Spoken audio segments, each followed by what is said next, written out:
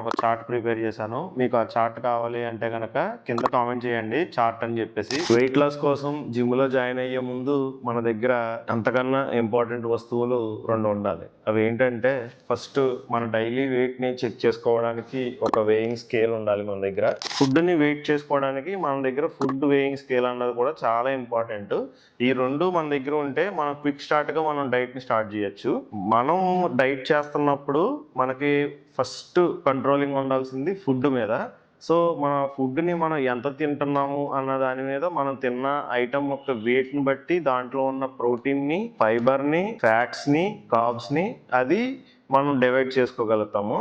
అలా డివైడ్ చేసుకున్నప్పుడు మాత్రమే మనం రోజు ఎన్ని క్యాలరీస్ అయితే మనం తింటున్నాం అన్నది మనకు ఒక లెక్క ఉంటుంది. మన బాడీ వెయిట్ని బట్టి మనం డైలీ ఏది ఎంత క్వాంటిటీలో తినాలి అన్నది నేను ఒక చార్ట్ ప్రిపేర్ చేశాను. మీకు ఆ చార్ట్ కావాలి అంటే కనుక కింద కామెంట్లో చార్ట్ అని చెప్పేసి ఛానల్ ఫాలో చేసి కామెంట్ చేయండి చార్ట్ అని చెప్పేసి. నేను మీకు అది పర్సనల్గా డిఎం చేస్తాను.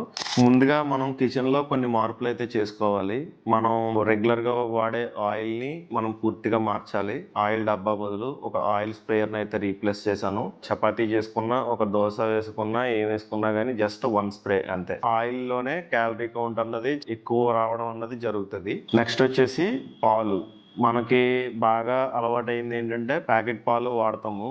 మన దగ్గరలో ఉన్న డైరీ ఫామ్ నుంచి ఆవు పాలు అయితే తెచ్చుకోండి. పెరుగు కూడా ఆవు పెరుగే వాడండి. ఆవు పెరుగు వాడటం వల్ల మనకి ఏమవుతుందంటే పెరుగులో ఉన్న ఫ్యాట్ కంటెంట్ అన్నది చాలా తక్కువ ఉంటుంది. నేను ఏం చేశానో, ఎలా తగ్గానో మీరు కూడా తెలుసుకోవాలనుకుంటే నా ఛానల్ ఫాలో అయ్యి నా వీడియోస్ని ఫాలో అవ్వండి. మీకు అంతా కూడా డీటెయిల్గా ఎక్స్ప్లెయిన్ చేస్తాను. Thank you.